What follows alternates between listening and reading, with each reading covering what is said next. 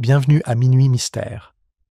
Dans les jardins paisibles de St. Mary Mead, un simple sécateur coupe bien plus que des roses. Alors qu'un jardinier s'occupe des secrets enfouis sous terre, Miss Marple sent que le sol cache la vérité. Servez-vous une boisson chaude et laissez le mystère commencer. Le soleil avait à peine percé l'horizon que le village de Little Atherley vibrait de l'effervescence feutrée de sa garden party estivale annuelle.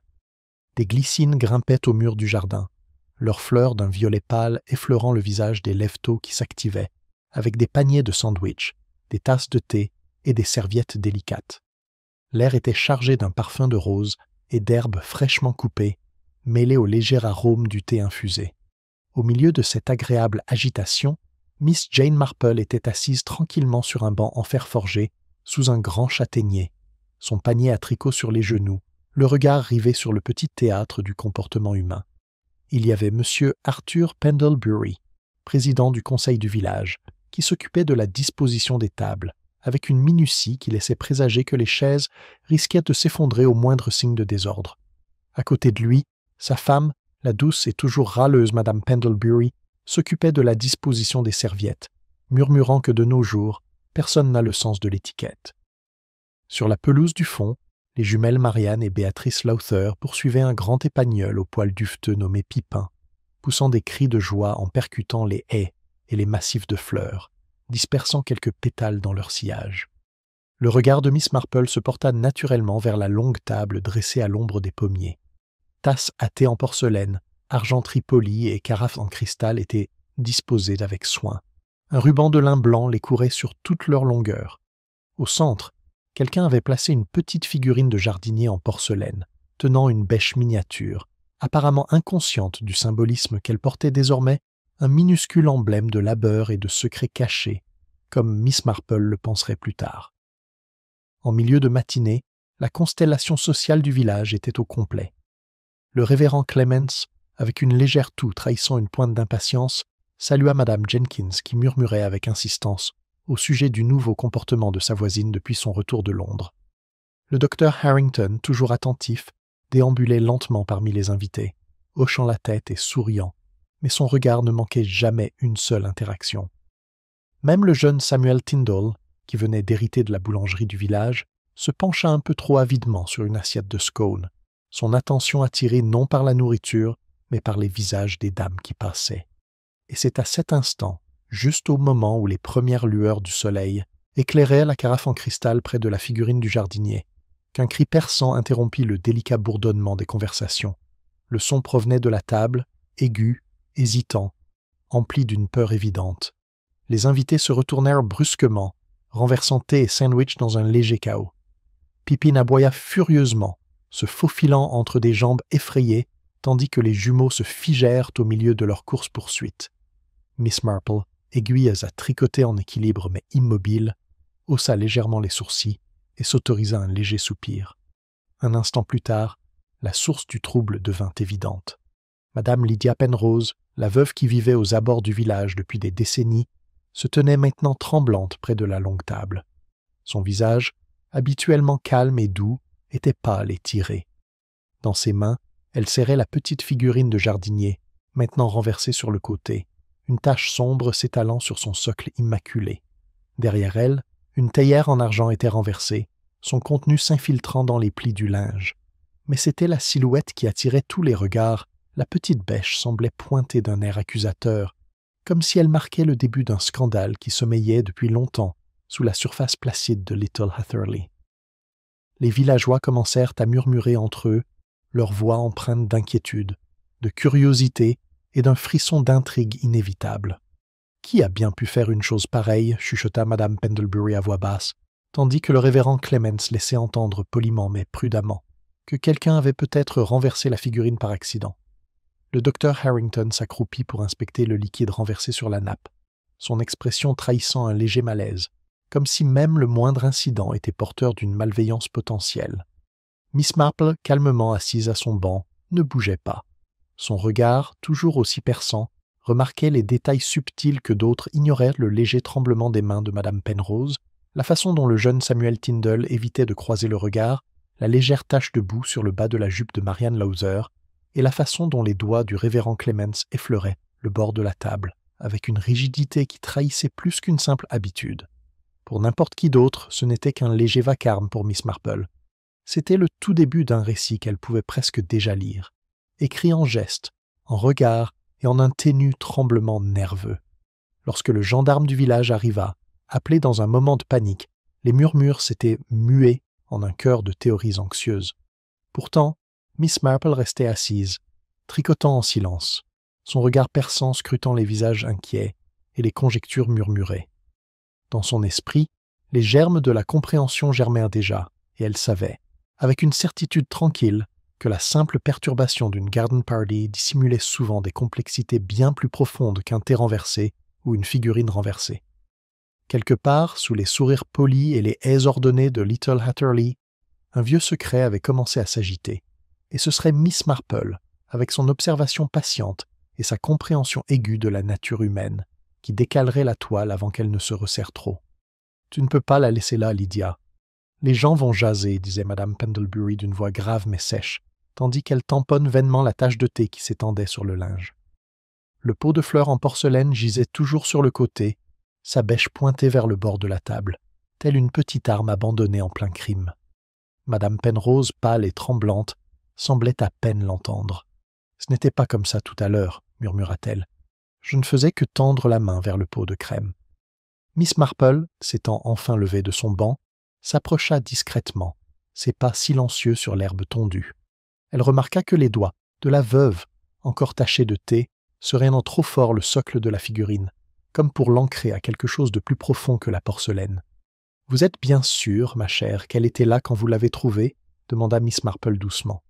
Son ton était léger, mais ses yeux pâles et observateurs ne manquèrent de rien. Madame Penrose hésita. « Je ne m'en souviens plus très bien. Je pensais qu'elle était debout. Peut-être que quelqu'un avait effleuré la table. Tout s'est passé si vite. » Le docteur Harrington se redressa, accroupi près de la table. « Il n'y a que du thé ici, Madame Pendlebury. Aucun dommage, sauf au linge, dit-il, les sourcils froncés. » Sa main effleura un petit fragment humide près de la base de la figurine. Un tesson de porcelaine blanche, à peine de la taille d'une pièce. Il le mit dans sa poche distraitement, peut-être avec plus de curiosité qu'il ne voulait le laisser paraître. Le gendarme, jeune et légèrement troublé, fit un pas hésitant en avant. « Ou peut-être devrions-nous passer notre chemin, mesdames et messieurs. Ne faisons pas d'histoire de pour un accident de théière, hein ?» Il essaya de sourire, mais les murmures provenant des tables voisines annihilèrent promptement ses efforts. Les villageois, incapables de laisser un mystère de côté, avaient déjà formé des clans spéculatifs. Madame Jenkins chuchota que Madame Penrose avait été vue marchant près du cimetière la veille au soir. L'assistant de M. Tyndall murmura que les affaires de son défunt mari n'avaient jamais été réglées correctement. Le temps que la nappe soit changée et calmement remise, la gaieté du jardin s'était en partie dissipée. Les rires semblèrent plus légers. Même les aboiements de Pipin étaient redevenus incertains, comme si le chien lui aussi avait senti l'étrange tension qui s'était installée parmi les tasses de thé. Miss Marple reprit sa place, son tricot intact. Son regard se porta brièvement sur la haie lointaine, où Marianne Lowther avait disparu un instant plus tôt, tirant sa sœur par la main. La jupe de la jeune fille portait encore une légère trace de boue. Étrange, pensa-t-elle, en cette saison sèche. Plus tard dans l'après-midi, alors que le soleil déclinait, les invités rentrèrent chez eux par 2 ou 3, les ragots s'envolant comme un brouillard. Le docteur Harrington fit une partie du chemin à pied avec Madame Penrose, lui proposant de l'accompagner jusqu'à son cottage.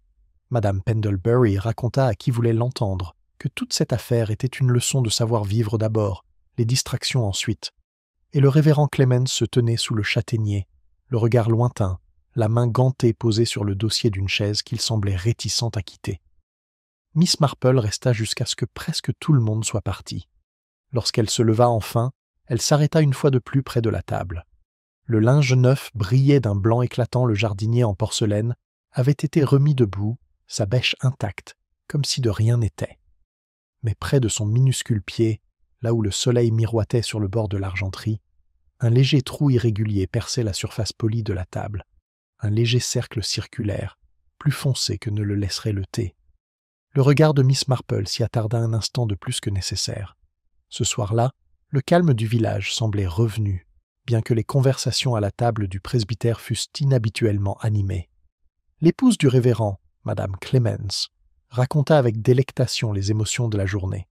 On croirait une scène de meurtre tirée d'un de ses romans policiers, déclara-t-elle, ce à quoi son mari répondit avec douceur « Ma chère, il n'y a pas de cadavre à Little Hatterley, seulement des malentendus. » Mais le lendemain matin, lorsque le laitier frappa à la porte du cottage de Madame Penrose sans obtenir de réponse, il jeta un coup d'œil par la fenêtre et laissa tomber ses bouteilles avec fracas. Là, près de l'âtre, Madame Penrose elle-même gisait, immobile dans son fauteuil, une tasse de thé cassée à ses pieds. Le lait s'était accumulé autour des tessons comme du sang blanc. Moins d'une heure plus tard, l'agent de police était à sa porte, rejoint par le docteur Harrington, qui examina le corps et s'efforça de garder son calme. « Des causes naturelles, peut-être, » murmura-t-il, mais son regard se porta rapidement vers l'intérieur de la tasse. Quelque chose, peut-être dans un résidu de liquide sombre et séché, semblait anormal. Il ne dit rien à voix haute. Miss Marple, arrivée peu après car les nouvelles se répandent vite quand la mort entrait à Little Hatterley, se tenait silencieusement sur le seuil, l'air grave. « Pauvre Lydia, murmura-t-elle, toujours si précise avec son thé. Je ne peux pas croire qu'elle laisserait une tasse à moitié vide. » Son regard parcourut la petite pièce, rangée et ordonnée, à l'exception d'une légère traînée de boue près de la porte de derrière, qui menait vers l'intérieur. Elle se pencha légèrement pour examiner l'âtre. Là, sur le bord de la grille froide, reposait la jardinière en porcelaine, de nouveau renversée sur le côté, sa bêche pointée cette fois vers la tasse de thé brisée. Dehors, la cloche du village commença à sonner le quart d'heure, son rythme calme résonnant dans la rue. Dans la foule qui s'amasse, les murmures reprirent. Certains prétendaient que c'était son cœur, d'autres suggéraient du poison, et un ou deux murmurèrent même que Lydia Penrose avait fouillé le passé de plusieurs façons. Miss Marple ferma son ombrelle, le regard pensif. « Les apparences, dit-elle doucement, sans s'adresser à personne en particulier, sont si rarement ce qu'elles paraissent. » Puis, regardant vers l'allée du presbytère où le révérend s'approchait, elle ajouta « Et la vérité, je trouve, a tendance à fleurir dans les jardins les plus inattendus. »« Alors, vous êtes bien certain que personne ne l'a vue hier soir ?» demanda le docteur Harrington d'un ton prudent, mais teinté d'impatience. L'agent se déplaça maladroitement, jetant un coup d'œil de l'âtre à la silhouette silencieuse de Miss Marple, qui examinait la tasse de thé froide sur la table. « On peut en être sûr, monsieur, » répondit l'agent. Madame Penrose avait été aperçue à la garden party plutôt joyeuse. Puis elle était rentrée chez elle. Extinction des feux à 9 heures, selon Madame Jenkins, la voisine. Il hésite. Sauf que, eh bien, il y avait quelque chose d'étrange. Elle crut entendre le loquet du portail arrière après minuit. Miss Marple leva doucement les yeux. « Le loquet ?» répéta-t-elle d'une voix pensive. « Et il y avait du vent, constable ?»« Non, madame, toujours comme un cimetière. » Elle hocha la tête, comme pour ranger ses petites curiosités. Les paroles du gendarme flottaient en l'air, aussi fines que les grains de poussière flottant dans la lumière matinale qui filtrait à travers les rideaux de dentelle. « Étrange, ce loquet, » murmura-t-elle. « On ne le sent que de l'intérieur. » Le docteur Harrington fronça les sourcils. Elle avait de la visite, ou elle avait quitté la maison elle-même. Ou quelqu'un, dit Miss Marple doucement, qui préférait partir sans se faire remarquer. Elle tourna son regard vers la cheminée où des photographies encadrées étaient disposées de façon ordonnée et symétrique. L'une des jeunes hommes en uniforme est son mari, décédé depuis longtemps. L'autre, Lydia elle-même, plus jeune, sourit faiblement à côté d'une serre de bégonias. Entre les deux, légèrement de travers, se trouvait une photographie plus récente d'Arthur Pendlebury, président du conseil municipal, serrant la main d'un jardinier près d'un monument commémoratif en pierre. Le cadre portait une légère empreinte digitale sur le verre, comme s'il avait été récemment manipulé. Le docteur Harrington suit son regard. « Je ne peux pas imaginer que Lydia et Arthur étaient plus que des connaissances, dit-il. Pourtant, elle faisait partie du comité de ce satané fonds commémoratif. La moitié du village en faisait partie, à bien y penser. Oui, dit Miss Marple doucement, et la moitié du village était mécontente de la façon dont l'argent était utilisé. Dehors, les voix s'étaient à nouveau élevées. Les mêmes villageois qui avaient hier pleuré de stupeur une heure plus tôt se rassemblent maintenant derrière la haie du jardin, murmurant noms et théories. Miss Marple pouvait distinguer la voix aigre de Madame Jenkins, qui marquait mes paroles, c'est ce jeune boulanger. Toujours à fouiner après la tombée de la nuit, elle l'a surpris, j'en suis sûr. À l'intérieur, le docteur Harrington serra les lèvres. « Des ragots, murmura-t-il, mais cela rendrait le travail du policier 2 fois plus pénible. » Miss Marple sourit faiblement. « Oh, les ragots ne sont pas seulement gênants, docteur. Il révèle quelque chose si vous savez écouter. » Plus tard dans la journée, elle appela le presbytère. Madame Clemens l'accueillit à la porte, impatiente d'avoir les derniers détails. Mais mademoiselle Marple demanda simplement une tasse de thé et un moment dans le jardin. Le pasteur la rejoint, grave et silencieux, les mains jointes dans le dos. C'était une femme bien, dit-il. Seule peut-être, mais bien. Le village ne le voyait pas toujours. Non, dit Miss Marple en regardant une grive picorer le sol. Nous le faisons rarement. Elle entretenait pourtant bien son jardin. Un tel ordre est rarement naturel. Le vicaire parut perplexe. Un ordre ? Oui. Chaque fleur est obéissante, chaque massif est parfait. Mais ce genre d'ordre vient souvent de quelqu'un qui essaie de contenir le chaos ailleurs. Elle tourna légèrement la tête vers lui. « Dites-moi, révérend, avez-vous remarqué quelque chose de bizarre dans son attitude hier ?» Il hésite. Seulement, elle semblait bien, préoccupée. Elle demanda à nouveau des nouvelles du mémorial, voulant savoir si Arthur Pendlebury avait parlé des noms au tailleur de pierre. Étrange, puisque cette affaire avait été réglée l'année dernière. Miss Marple hocha la tête. Curieux, en effet. Surtout que le tailleur de pierre était son frère. Le vicaire cligna des yeux. Son frère. Je ne l'avais pas remarqué. Peu de gens le faisaient, dit Miss Marple, s'élevant lentement. Les familles peuvent se montrer plutôt discrètes face à de vieux problèmes. Ce soir-là, le petit Atterley gisait enveloppé d'un silence étrange. Les rideaux étaient étirés plus tôt que d'habitude. Les lampes étaient bien plus faibles, et les portes verrouillées avec une fermeté qui trahissait le malaise. Pourtant, les ragots circulent encore par les fils téléphoniques, à travers les haies et par les oreilles compatissantes de Madame Pendlebury à sa table de bridge. À la tombée de la nuit, la moitié du village croyait que Madame Penrose avait découvert des preuves de vol dans le fond commémoratif. L'autre moitié affirmait qu'elle était morte de peur après avoir vu un intrus. Miss Marple, assise près de la fenêtre de son salon, écoutait le tic-tac de l'horloge tout en rembobinant son récit. Son regard se porta de nouveau sur le journal soigneusement plié à côté d'elle, dont la page mondaine annonçait que le mandat d'Arthur Pendlebury au conseil municipal était en cours de révision suite à de légères irrégularités comptables. En dessous se trouvait un bref avis sur la restauration du vieux jardin du cimetière, financé, curieusement, par un donateur anonyme. Elle s'adossa à sa chaise, considérant l'équilibre de ses petits faits, le loquet qui s'ouvrit de l'intérieur, la tasse de thé brisée non par accident, la photographie récemment touchée et la figurine du jardinier qui semblait migrer entre les scènes comme un témoin silencieux. Les gens, murmura-t-elle, rangent souvent leur environnement pour cacher ce qui est en désordre à l'intérieur. Un léger coup interrompit ses pensées. C'était le jeune Samuel Tyndall, casquette à la main, pâle et agité. « Je ne voulais pas vous déranger, Miss Marple, » dit-il en jetant un coup d'œil nerveux à la lumière de la lampe. « Seulement, j'ai pensé que vous deviez le savoir. J'ai vu M. Pendlebury hier soir, près de la grille de derrière de Madame Penrose. » Le tricot de Miss Marple s'arrêta au milieu de la boucle. « Vraiment ?» demanda-t-elle doucement. « Et que faisait-il là, Samuel ?»« Je ne sais pas, madame. Mais il avait enlevé ses gants et il avait de la boue sur les mains. » La pièce sembla retenir son souffle pendant un moment, le tic-tac de l'horloge étant anormalement fort. Miss Marple sourit doucement, comme à la moindre confirmation familière. « Merci, Samuel. Tu as été très observateur. On remarque souvent la nuit des petites choses qu'on ne comprend qu'à la lumière du matin. » Ses yeux se dirigèrent d'elle vers la fenêtre, où le clair de lune scintillait faiblement sur les jardins lointains de Little Atherley, et la silhouette de la serre d'Arthur Pendlebury se détachait sur le ciel pâle, ses vitres reflétant, peut-être, plus qu'elle ne cachait. « De la boue sur les mains, dites-vous. » La voix de Miss Marple, bien que douce, portait une nuance d'intérêt discret. Samuel Tyndall hocha la tête en faisant tourner sa casquette entre ses doigts. « Oui, madame. Le genre de boue qui colle, noire et grumeleuse. Le même genre qui s'accroche au mur du cimetière après la pluie. Très observatrice, dit-elle d'un ton approbateur. Et tu n'en as parlé à personne d'autre ? Non, madame. J'ai préféré m'abstenir. On pensait seulement que je faisais des bêtises. Tout à fait, dit Miss Marple.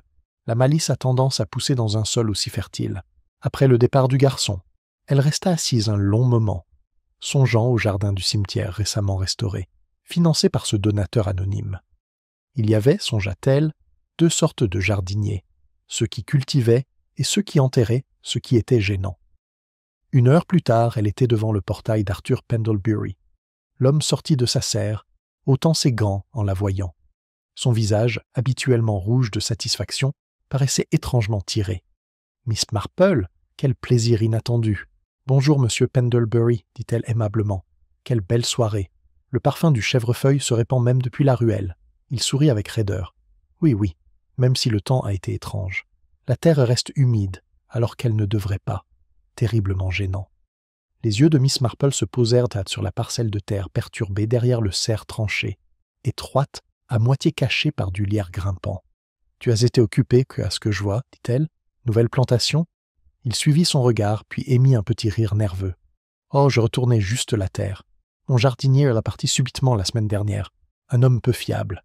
Ça m'a laissé un peu perdu, pour ainsi dire. » Miss Marple inclina la tête, remarquant le léger tremblement de ses mains et la légère tache de boue sous sa manchette gauche. « On fait de son mieux, murmura-t-elle.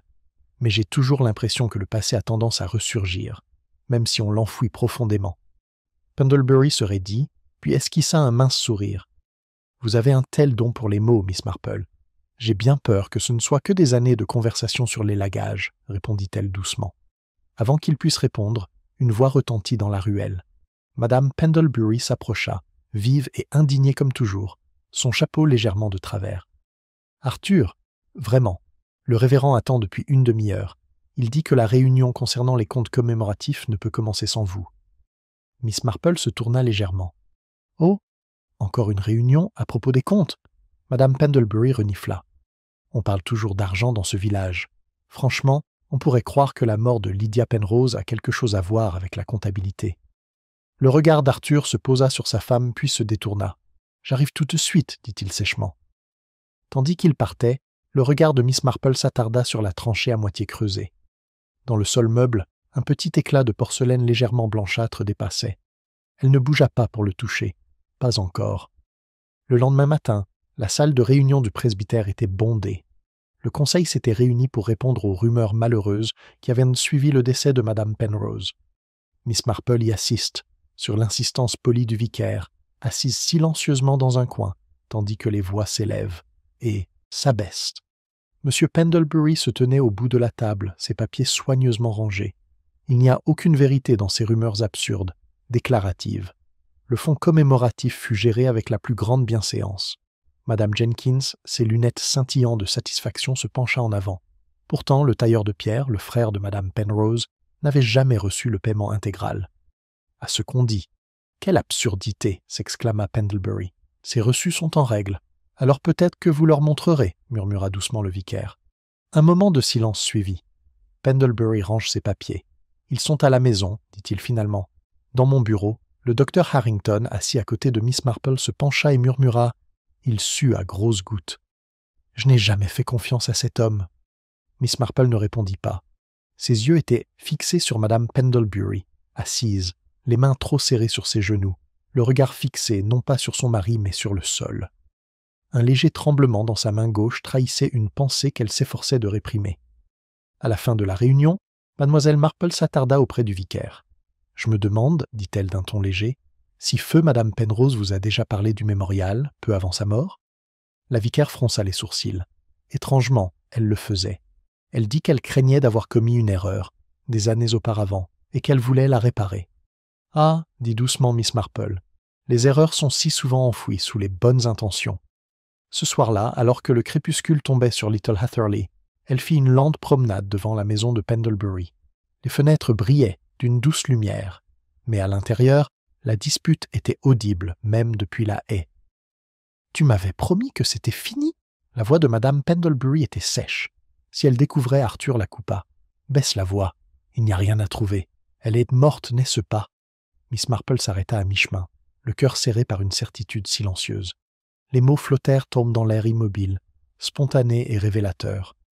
Un mouvement près du portail la fit détourner le regard. Marianne Lowther, la cadette des jumelles, était accroupie derrière un buisson, serrant la laisse de Pipin.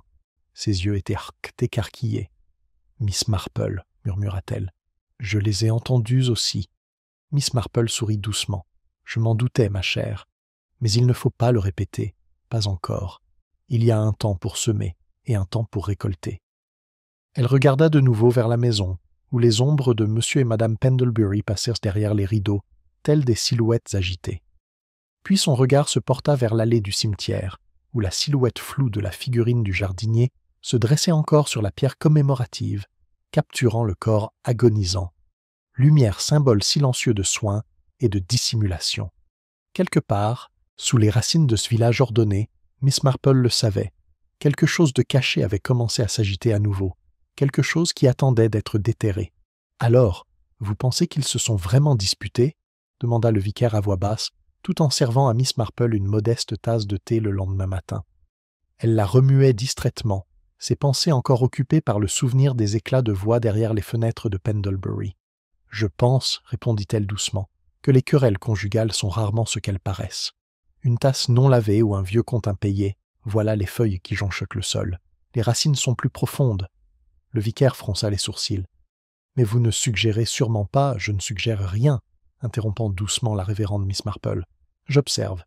Et j'ai constaté que lorsque les gens élevaient la voix le soir, ils la baissent souvent le matin, à moins que quelque chose ou quelqu'un ne s'en mêle. » Ces paroles restèrent suspendues dans l'air comme le faible carillon d'une horloge. À cet instant, on frappa à la porte du presbytère. C'était Marianne Lowther, son visage habituellement rose et pâle, sa jumelle la suivant d'un regard incertain.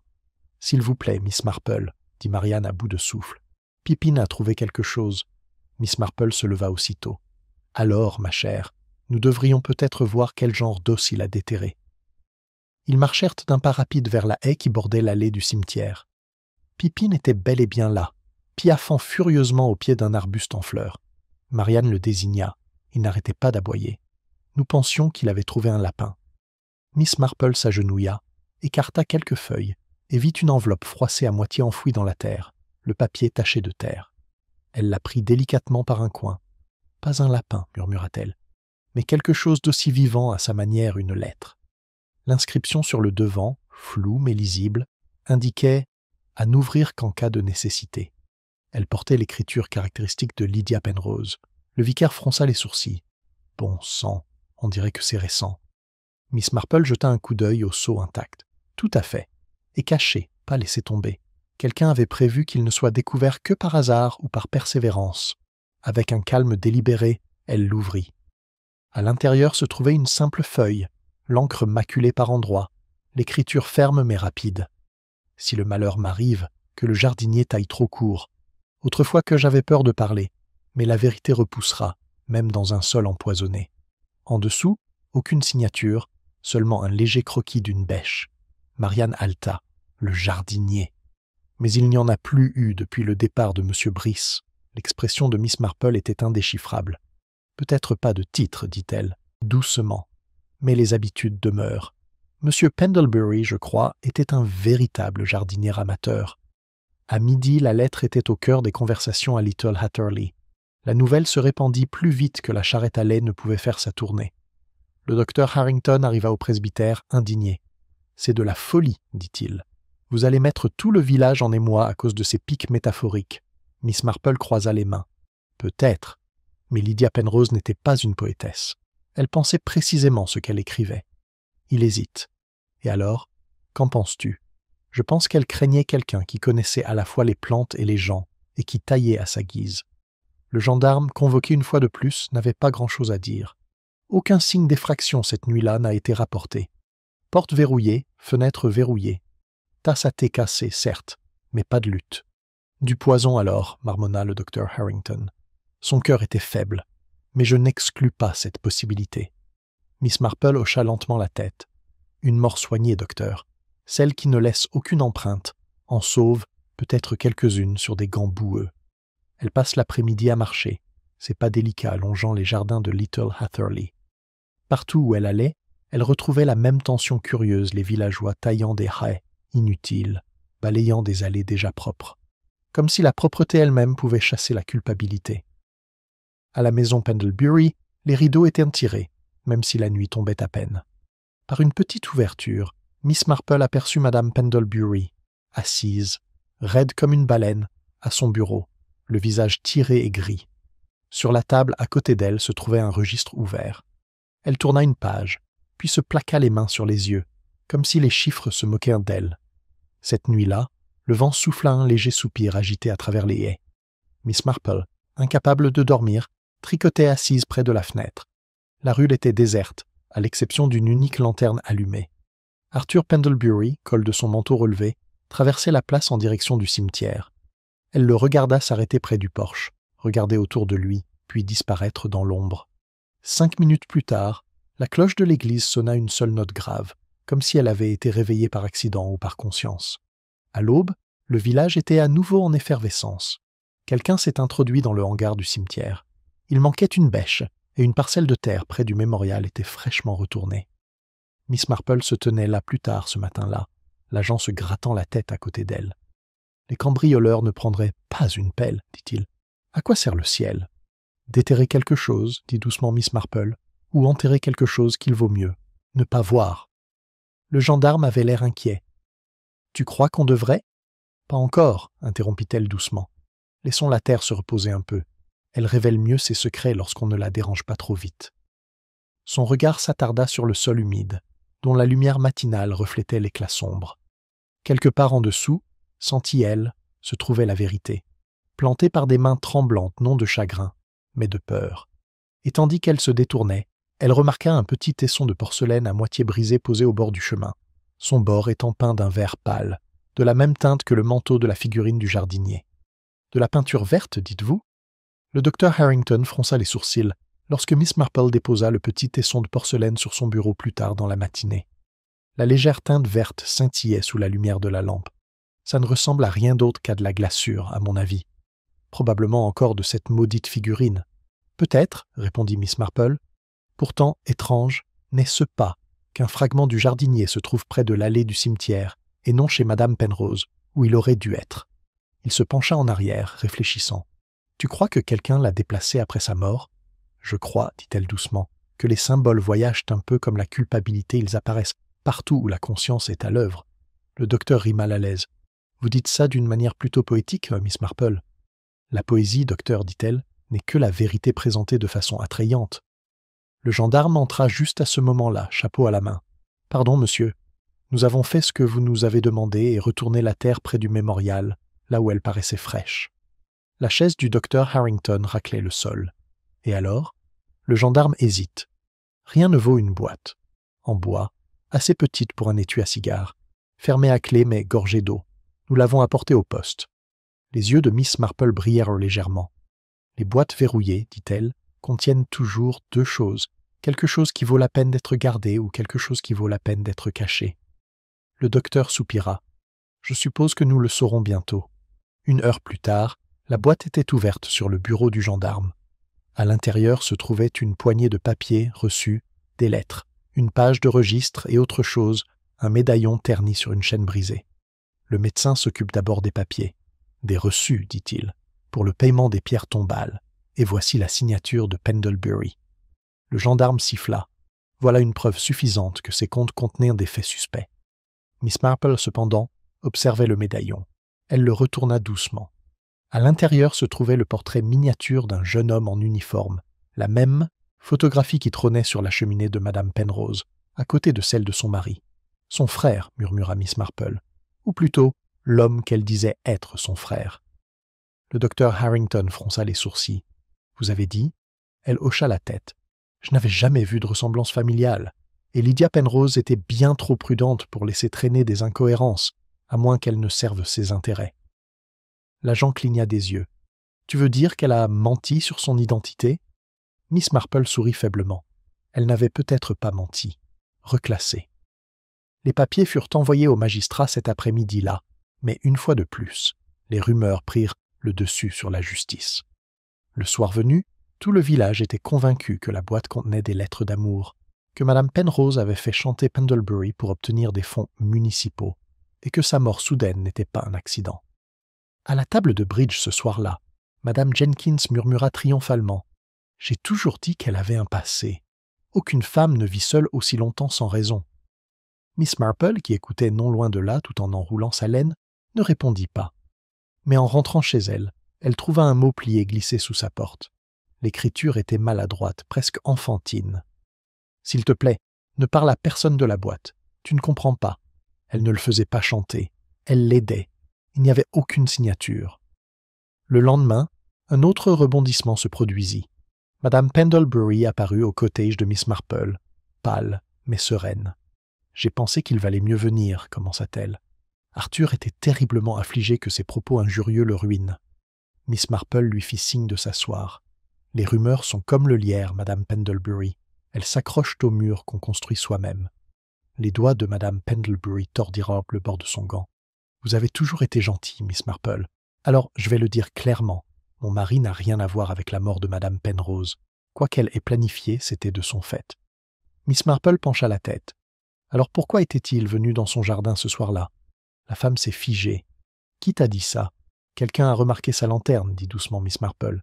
Et ses gants sont plutôt salés. J'en ai peur. » Le sang-froid de Madame Pendlebury vacilla. Elle se leva brusquement. « Arthur doit régler une dette, c'est tout. Une affaire privée. Vous ne devez pas répéter cela, s'il vous plaît. » Alors que la porte se refermait derrière elle, Miss Marple soupira. « Une dette, murmura-t-elle. « Oui, bien sûr. Il y en a de toutes sortes. » Ce soir-là, l'agent de police apporta la nouvelle. Le greffier du magistrat avait confirmé que les écritures comptables étaient falsifiées. Mais les fonds n'avaient pas disparu. Ils avaient été redirigés vers un compte privé, récemment fermé. La bénéficiaire s'appelle Lydia Penrose.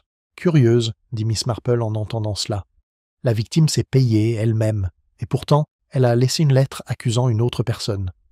Le docteur Harrington fronça les sourcils. Peut-être le regrettait-elle. Ou quelqu'un lui avait forcé la main. Ou, dit doucement Miss Marple, quelqu'un savait qu'elle était déjà en train de mourir et a utilisé sa propre confession comme couverture. L'horloge sur sa cheminée fait 2 tic-tac avant qu'elle n'ajoute. Presque pour elle-même, un jardinier ne taille pas seulement les mauvaises herbes, docteur, mais parfois les fleurs qui poussent à proximité de ses secrets. Elle se leva et prit son châle sur la chaise. « Je crois, dit-elle, qu'il est temps que je retourne au cimetière. La terre y est plus vraie que les vivants. » Le médecin parut surpris. « À cette heure-ci » Miss Marple sourit faiblement. « À cette heure-ci, les gens font moins attention à qui les voit. » Et sur ces mots, elle entra dans le crépuscule. Le bruit de sa canne frappant doucement contre les pavés, tandis qu'au-dessus d'elle, le vent agitait les branches des ifs du cimetière, comme si quelque chose en dessous avait commencé à respirer. Sa canne frappa légèrement le portail du cimetière lorsqu'elle entra dans le cimetière. L'air était humide, chargé d'un parfum de mousse et de terre retournée. Miss Marple s'arrêta, écoutant non pas le vent, mais le léger frottement d'un objet métallique contre la pierre. Elle suivit le bruit vers le mémorial sans se presser. Une lanterne vacillait près du hangar. Sa lueur révèle la silhouette voûtée d'Arthur Pendlebury, le col de son manteau relevé, une pelle à la main. Il était penché sur la parcelle de terre que l'agent avait dérangée plus tôt, marmonnant entre ses dents en creusant. « Monsieur Pendlebury, » dit-elle doucement, sa voix étonnamment claire dans le silence. Il se redressa en haletant, la lanterne vacillant dans sa main. « Miss Marple, vous m'avez fait une peur bleue. Mais que faites-vous ici ? Je pourrais poser la même question, » répondit-elle en s'approchant. « Le cimetière n'est pas vraiment un endroit pour jardiner à minuit. » Il essaya de rire. « Les vieilles habitudes ont la vie dure, j'imagine. J'ai pensé remettre de l'ordre dans ce que votre agent a laissé en désordre. » Miss Marple baissa les yeux. Curieux moment pour ranger. Ou peut-être pour replanter. Il hésita, les jointures de ses doigts blanchissant autour du manche de la pelle. « Tu ne comprends pas, » dit-il sèchement. « Lydia, Madame Penrose, s'est trompée à mon sujet. Je ne fais que réparer ce qu'elle a essayé de gâcher. »« Ah, dit Miss Marple, alors c'est sûrement ta façon de tailler. » La lumière de la lanterne projetait des ombres sur son visage, creusant des rides de tension et de culpabilité. « Tu crois tout savoir, n'est-ce pas ?» dit-il amèrement. Mais elle n'était pas la sainte que tout le monde imagine. Peu d'entre nous le sont, a déclaré Miss Marple. Pourtant, Monsieur Pendlebury, le meurtre est rarement le remède à la désillusion. Son souffle s'arrêta et, l'espace d'un instant, son sang-froid se brisa. Un meurtre ? Il s'arrêta. Tu n'as aucune preuve. Non, dit doucement Miss Marple. Pas encore. Elle se détourna, le laissant debout dans la lumière froide de sa lanterne, son ombre s'étendant longuement et tremblante sur le sol remué. Derrière elle, elle entendit à nouveau le grincement de la pelle, lent cette fois, hésitant, comme si chaque mouvement alourdissait de conscience. Au matin, la nouvelle se répandait partout. Arthur Pendlebury s'était effondré dans son bureau avant l'aube, retrouvé par sa femme aux premières lueurs du jour. Crise cardiaque, prononça le docteur Harrington d'un ton grave, mais sans conviction. L'agent mentionna un verre de Porto encore à moitié plein à côté du corps et un léger résidu au bord. Madame Pendlebury était inconsolable, même si mademoiselle Marple remarqua que ses larmes ne coulaient que lorsque d'autres personnes entraient dans la pièce. Il était tellement sous tension, répétait-elle sans cesse. Les conversations, les accusations, tout cela l'avait brisé. Dans le calme du presbytère, Miss Marple était assise avec le révérend et le docteur Harrington cet après-midi-là. « Une crise cardiaque bien opportune, dit-elle doucement. Les gens qui rangent trop ont tendance à laisser une chose en désordre. » Le docteur fronça les sourcils. « Tu parles encore de poison ?» Les yeux de Miss Marple pétillèrent faiblement. Peut-être. Ou peut-être que la culpabilité, trop cultivée, devient son propre poison. Le révérend semblait troublé, mais cela mettait un terme à tout. Arthur partit, le scandale s'estompait. Les scandales meurent rarement, révèle-t-elle. Ils fleurissent simplement à nouveau dans un nouveau terreau. Ce soir-là, elle retourna seule au cimetière, poussée par l'instinct, plutôt que par la raison. La lanterne était toujours accrochée près du hangar, son verre maculé d'empreintes digitales. Près du mémorial, le sol était inégal là où Pendlebury s'était autrefois dressé. Agenouillée, Miss Marple écarta la couche superficielle de terre et ne trouva pas ce à quoi elle s'attendait, un bracelet d'enfant en argent, délicat et gravé du nom de Marianne. Ses lèvres se pincèrent légèrement. « Alors, murmura-t-elle, notre jardinier coupa plus d'une racine. » Plus tard, dans le jardin de l'auteur, elle trouva les jumeaux jouant sous l'œil attentif de leur mère. « Tu portais un joli bracelet autrefois, Marianne, » dit Miss Marple d'un ton désinvolte. La fille cligna des yeux. « Oh, mais je l'ai perdu! Maman a dit qu'il avait dû tomber près du cimetière. Et vous étiez là la nuit où Madame Penrose est morte, n'est-ce pas ?» demanda Miss Marple d'un ton léger, sur le ton de la conversation. Marianne hésita, puis hocha la tête. « Béatrice et moi avons vu M. Pendlebury lui parler. Il criait. Nous avons eu peur et avons couru à la maison. » Miss Marple sourit doucement. « Tu as été très sage, ma chère. Parfois, les enfants voient clairement ce que les adultes préfèrent ne pas voir. » Ce soir-là, elle s'assit de nouveau à sa fenêtre, tricotant sans toucher à son tricot. Le motif de l'affaire, bien que incomplet, commençait à se révéler.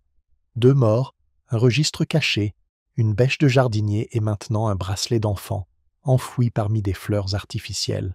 « Les apparences, murmurait-elle en jetant un coup d'œil vers le contour flou du cimetière, peuvent être taillées et façonnées, mais les racines ont une façon de montrer où elles ont poussé. » Alors qu'elle éteignait la lampe, on frappa à sa porte, pressée, essoufflée.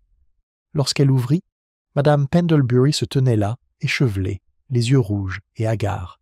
Dans sa main tremblante, elle tenait la figurine du jardinier brisée. « Il a laissé ça sur son bureau, murmura-t-elle, avec un mot pour toi. » Miss Marple le prit avec douceur, son regard se portant sur le papier plié, caché sous le socle en porcelaine. La voix de la veuve trembla. Il dit que cela expliquerait tout. Miss Marple leva les yeux, l'air indéchiffrable. Puis, « Ma chère, dit-elle doucement, peut-être que les morts ont enfin décidé de parler. Il était sur son bureau quand vous l'avez trouvé ?» demanda doucement Miss Marple, dépliant le mot avec un soin délibéré. Madame Pendlebury hocha la tête, les doigts crispés sur son mouchoir, comme si elle craignait qu'il ne s'échappe. Le jardinier en porcelaine brisée gisait entre eux sur la table, sa petite bêche encore intacte, bien que le bras de la silhouette ait été complètement brisé. « Il n'avait écrit que quelques lignes, » murmura la veuve. « Je n'ai pas supporté de le lire. Tenez-moi au courant. » Miss Marple ajusta ses lunettes, ses yeux scrutant l'écriture soignée et désespérée. Tout a commencé par une forme de compassion. Elle était malade et mourante et m'a supplié de garder son secret. Mais ensuite, elle a changé d'avis. Je ne pouvais pas la laisser tout détruire. Pardonne-moi. Il n'y avait pas de signature. Juste une trace d'encre en bas, comme si la plume avait tremblé. Miss Marple plia le billet et le déposa délicatement à côté de la figurine. « Savais-tu, ma chère, dit-elle doucement, de quelle maladie souffrait Madame Penrose ?» Madame Pendlebury secoua la tête. Elle avait juste l'air pâle ces derniers temps. J'étais nerveuse. Elle était toujours si précise. « En effet, dit Miss Marple à voix basse. Et une femme rigoureuse laisse rarement ses affaires au hasard. » À cet instant, le docteur Harrington entra, interpellé par le message de Miss Marple. Il jeta un coup d'œil à la figurine, puis aux mots. « Alors, il a avoué ?» dit-il d'un ton sombre. « Bon, voilà. Le pauvre diable l'a empoisonné, et le remords l'a achevé. » Les yeux de Miss Marple se posèrent à ce bruit. « Est-ce que ça règle le problème, docteur ? Je me le demande. » « Vous avez examiné les 2 corps, Madame Penrose et Monsieur Pendlebury ? » ?»« Oui, dit-il. Et j'ai dit la vérité au coroner, aucun signe de lutte, rien de concluant. Mais vu cela, il désigna la note. C'est clair maintenant. » La simplicité, murmure Miss Marple, est souvent le déguisement le plus astucieux. Le docteur Harrington fronça les sourcils, mais elle s'était déjà levée, le regard fixé sur la figurine brisée. « Voyez-vous, docteur, ce petit jardinier a assisté à chaque scène malheureuse de cette affaire, d'abord à la garden party, puis au foyer de Madame Penrose, et maintenant sur le bureau de M. Pendlebury. On pourrait presque croire qu'il traquait la culpabilité, et non le coupable. » Elle souleva délicatement la figurine, examinant le socle creux. Quelque chose vibra légèrement à l'intérieur. « Ah !» murmura-t-elle, « même les jardiniers ont des secrets. » À l'aide d'une épingle à cheveux, elle en ouvrit la base, révélant un morceau de papier plié en deux. Il était jauni, plus vieux que le reste. L'encre était passée, mais lisible. Pour mon frère, qui a promis de garder ce qui aurait dû rester enterré. Les yeux de Miss Marple se plissent. Frère.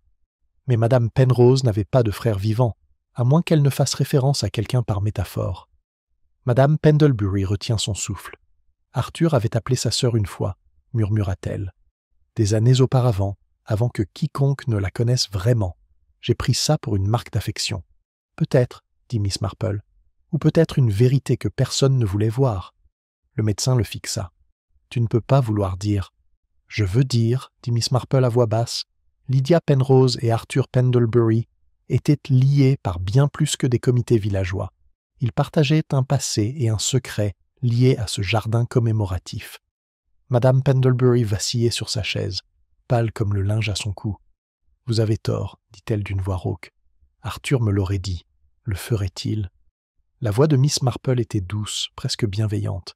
Les hommes confessent rarement à leurs femmes les péchés commis avant de les rencontrer. Cela épargne à tout le monde l'embarras. Le médecin s'éclaircit la gorge, gêné. Et puis, toute cette lettre, ce mot, c'était à propos de ce passé. « Je pense, dit Miss Marple, que Madame Penrose a appris que sa maladie était incurable et a souhaité se racheter. Elle craignait un scandale si la vérité éclatait, mais sa conscience était implacable. Elle a caché les preuves de leurs anciens méfaits, les comptes falsifiés, les fonds égarés dans la boîte que nous avons trouvée, avec l'intention de les découvrir après sa mort. Mais M. Pendlebury l'a découvert. Il ne pouvait pas risquer d'être exposé. Madame Pendlebury se couvrit la bouche d'une main tremblante. Il dit qu'il était allé la voir cette nuit-là pour la supplier de garder le silence. Oui, dit doucement Miss Marple, et peut-être avait-il eu l'intention de le faire jusqu'à ce qu'elle refuse. Puis une tasse de thé, quelques gouttes d'une bouteille autrefois destinée à ses roses, et le problème fut résolu. La veuve frissonna. Et après, la figurine, un symbole, dit Miss Marple, on fait des choses étranges sous la pression. Peut-être l'avait-il gardé comme symbole de sa culpabilité, voulant le détruire, mais n'y parvenant jamais, jusqu'à ce qu'à la fin, il ne puisse plus porter ce fardeau. La pièce était silencieuse, à l'exception du tic-tac de l'horloge. Finalement, Madame Pendlebury murmura « Alors, c'est fini ».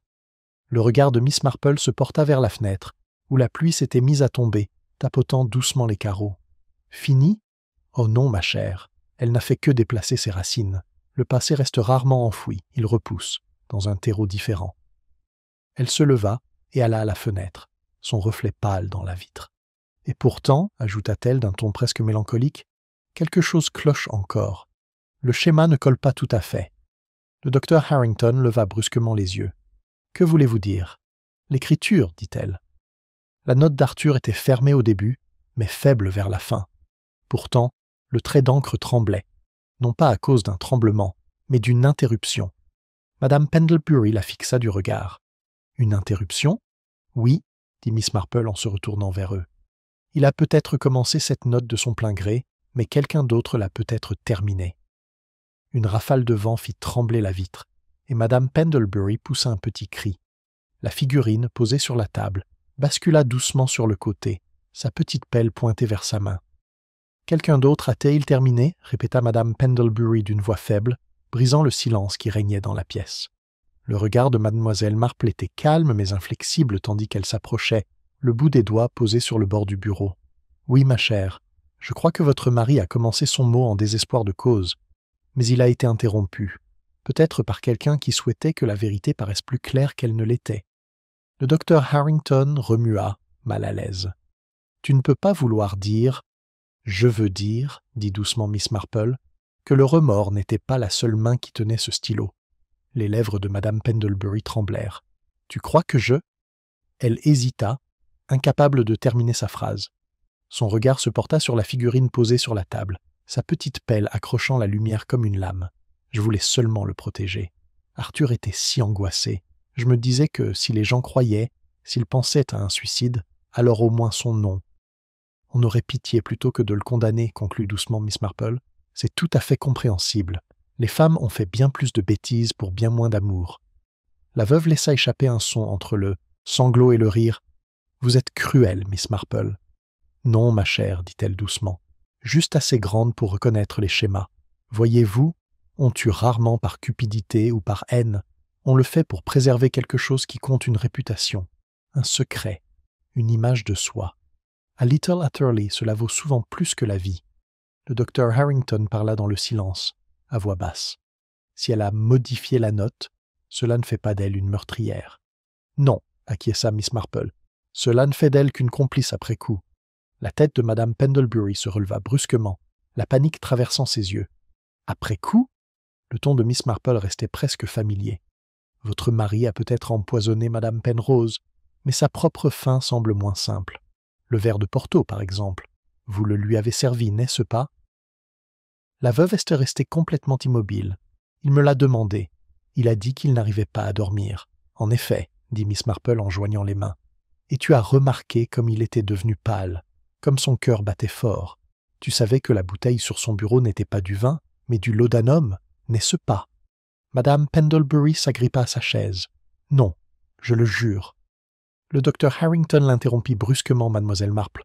Ce ne sont que des spéculations. Peut-être, dit-elle en se tournant doucement vers lui. Mais cela explique l'incohérence de son écriture. La première moitié était celle d'Arthur. La seconde était écrite par quelqu'un dont la main tremblait moins par culpabilité que par hâte. L'horloge tique, lente et pesante, comme si elle mesurait chaque mot. Madame Pendlebury se laissa retomber, le souffle court et court. « Vous ne comprenez pas, murmura-t-elle. Il n'en pouvait plus. Quand il m'a raconté ce qu'il avait fait, « Oh mon Dieu, aidez-moi !» Je voulais seulement apaiser sa douleur. Il m'a supplié de lui donner le Porto et m'a dit qu'il voulait la paix.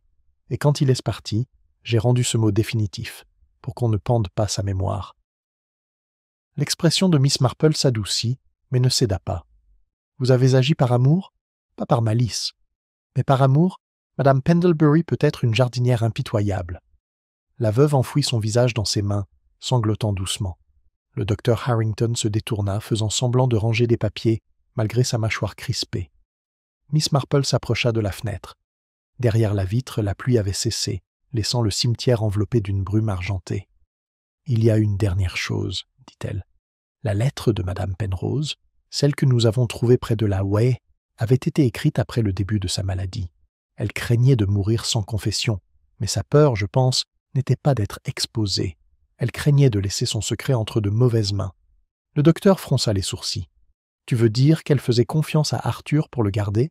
Mieux, encore, dit Miss Marple, elle craignait que quelqu'un d'autre ne déforme les faits. Quelqu'un qui savait déjà. » Madame Pendlebury leva son visage baigné de larmes. « Vous ne pouvez pas parler de moi. »« Non, dit doucement Miss Marple. Pas vous, ma chère. Je parle de la seule personne qui avait accès aux deux maisons, qui se déplaçait de l'une à l'autre sans se faire remarquer. Celle qui avait trouvé la figurine brisée en premier et avait crié avant que quiconque ne voie ce qui se cachait en dessous. Madame Pendlebury cligna des yeux. « Lydia ?» Les yeux de Miss Marple brillèrent trop faiblement. « Non, Lydia est partie. Je fais bien sûr référence à la personne qui l'a découverte, la fidèle voisine de Madame Penrose et infatigable commère, Madame Jenkins. » Le docteur Harrington eut un rire surpris. « Madame Jenkins ? Elle a du mal à ouvrir le portail de son jardin. C'est exact, dit Miss Marple. Mais elle peut en ouvrir d'autres assez facilement. Elle possède la clé de presque toutes les portes de derrière du village qu'elle a confiées à un gardien. Et elle a l'œil pour les affaires des autres et peut-être, cette fois, pour trouver quelque chose de rentable parmi eux. » Un lourd silence s'ensuivit. La vérité flottait dans l'air comme un parfum persistant de laudanum. La voix de Madame Pendlebury tremblait. Mais quelle preuve pouvait-il y avoir ? Miss Marple baissa les yeux vers la table où reposait la figurine. « Les preuves, dit-elle doucement, sont souvent petites et fragiles, comme la porcelaine. Et pourtant, elles perdurent. » Elle retourna une fois de plus le petit socle du jardinier. À l'intérieur, derrière le papier plié qu'elle avait déjà trouvé, se trouvait une autre marque discrète qu'elle n'avait pas remarquée avant une série de lettres gravées dans le vernis J.P. La bouche de Miss Marple se courba légèrement. « Je crois, mes chers, que la dame la plus bavarde de Little Atherley a gardé une dernière confidence de trop. » L'horloge sonna 9 heures. Son carillon régulier résonna dans le cottage tandis que Miss Marple prenait la figurine dans sa main, le regard pensif, la bêche luisant à la lumière de la lampe comme un signal pointant vers la vérité qui l'attendait, juste derrière la porte d'à côté. « J.P. » murmura Miss Marple en passant son pouce sur les lettres gravées à la base de la figurine. Quelle imprudence de la part de notre Madame Jenkins de laisser sa marque sur le secret d'autrui. Le docteur Harrington le fixa du regard. « Vous êtes sûr que c'est le sien ?»« Oh, tout à fait, » dit Miss Marple. « Elle a la petite habitude de mettre des initiales sur tout ce qu'elle considère comme ses recueils de cantiques, ses cartes de bridge, et même les bocaux qu'elle donne à la vente de charité de l'église. La possession apaise sa conscience. » Madame Pendlebury se leva de sa chaise, pâle mais résolue. « Alors, vous pensez qu'elle les a tués tous les deux, Lydia et mon mari ?» Miss Marple secoua lentement la tête. « Tués, peut-être pas. Mais manipulés, presque certainement. Voyez-vous, les ragots sont une arme, ma chère, et Madame Jenkins les manie avec une précision chirurgicale. Elle en savait toujours plus qu'elle ne le devrait, et je la soupçonne d'avoir appris l'art d'utiliser ses connaissances pour obtenir des avantages. » Le médecin fronça les sourcils. « Mais qui gagnerait-elle ? L'influence, dit doucement Miss Marple, et la gratitude. Elle a conseillé tout le monde, murmurant un réconfort ici, un avertissement là. » Lydia Penrose, affaiblie par la maladie et la culpabilité, confia son secret à la seule femme qui semblait à la fois compatissante et inoffensive. Puis, lorsque Madame Jenkins comprit que ce secret impliquait une fraude impliquant Pendlebury, elle y vit une opportunité. La main de Madame Pendlebury se serra sur le dossier de sa chaise. Elle les faisait chanter. « Précisément, » dit Mademoiselle Marple. Sa conscience poussa Lydia à retirer ses fonds, à rembourser ce qui lui avait été pris. Jenkins la menaça de dénoncer la situation, la forçant à céder ses dernières économies sous couvert d'un legs caritatif. Lorsque Lydia décida de dire la vérité, Madame Jenkins intervint. La veuve frissonna. « Tu parles de poison ?»« Ou la persuasion, » dit Miss Marple à voix basse. « Il existe des poisons qui n'ont pas besoin d'être mis en bouteille. La peur, la honte, la suggestion. » Le cœur de Madame Penrose était faible. Un simple choc, une menace murmurée au bon moment, aurait pu lui être fatale. Le docteur Harrington expira brusquement. « Et Arthur ?» Arthur a confronté Jenkins après la mort de Lydia, poursuit Miss Marple. Elle a laissé entendre qu'elle garderait le silence moyennant finance. Peut-être de l'argent, peut-être une faveur. Mais il était colérique, et la culpabilité affaiblit même la plus forte volonté. Quand son cœur lui manqua, elle saisit sa chance, modifia son message, le fit passer pour une confession et récupéra son petit souvenir. Elle brandit la figurine. Mais cette fois, elle y laissa ses initiales. La pièce était silencieuse.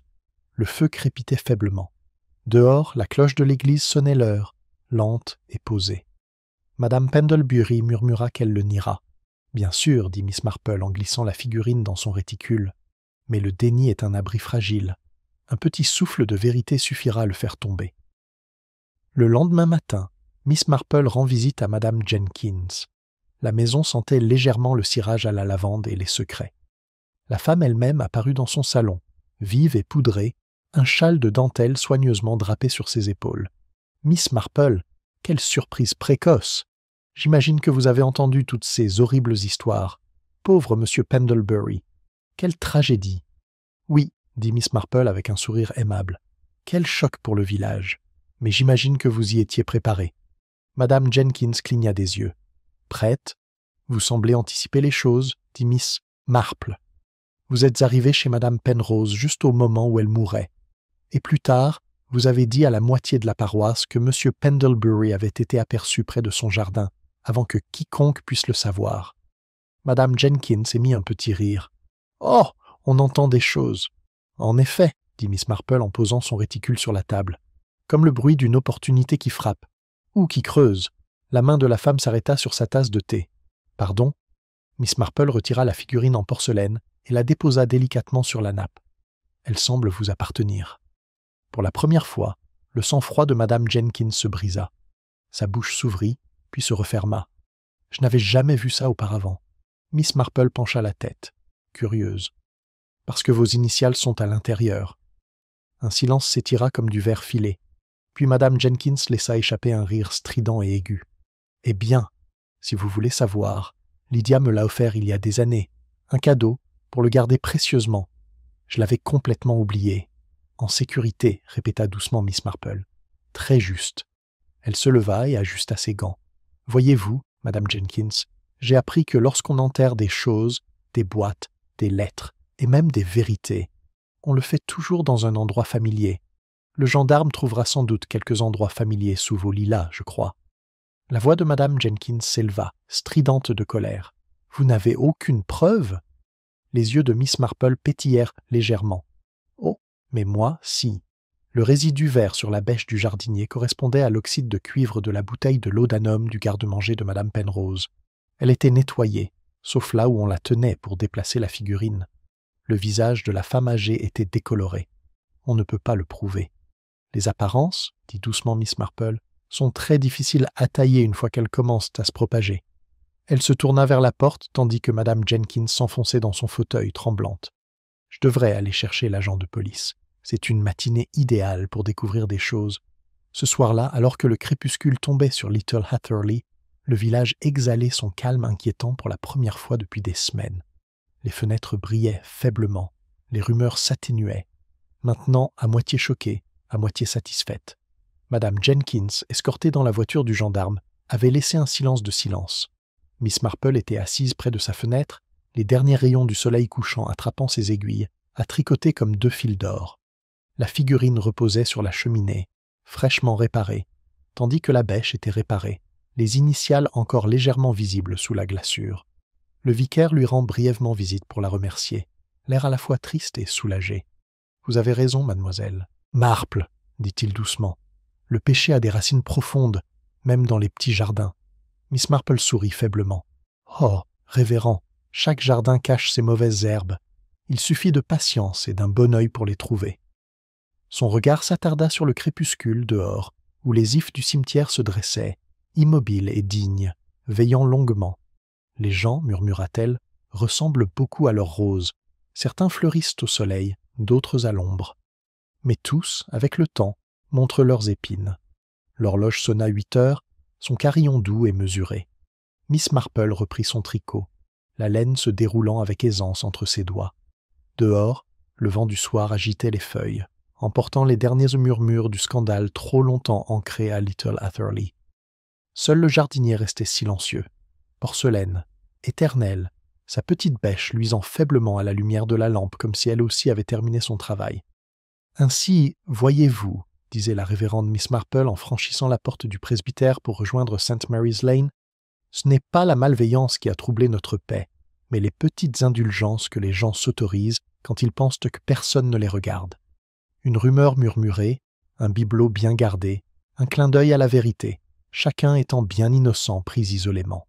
Ensemble, ils peuvent être fatals. Le révérend marchait à ses côtés, les mains jointes dans le dos, le visage grave. « Je ne peux m'empêcher de la plaindre, dit-il. Madame Jenkins, elle semblait si ordinaire. La plupart des pêcheurs le font, répondit gentiment Miss Marple. Le mal arrive rarement en grande pompe. Il porte un chapeau emprunté et vient prendre le thé. Ils s'arrêtèrent près du mur du cimetière. En contrebas, la terre fraîchement retournée luisait d'humidité sous le clair de lune. Ils ont apporté la boîte et les lettres au magistrat, murmura le révérend. Une preuve suffisante pour l'enquête. Oui, dit Miss Marple, même si la preuve importe moins que la leçon.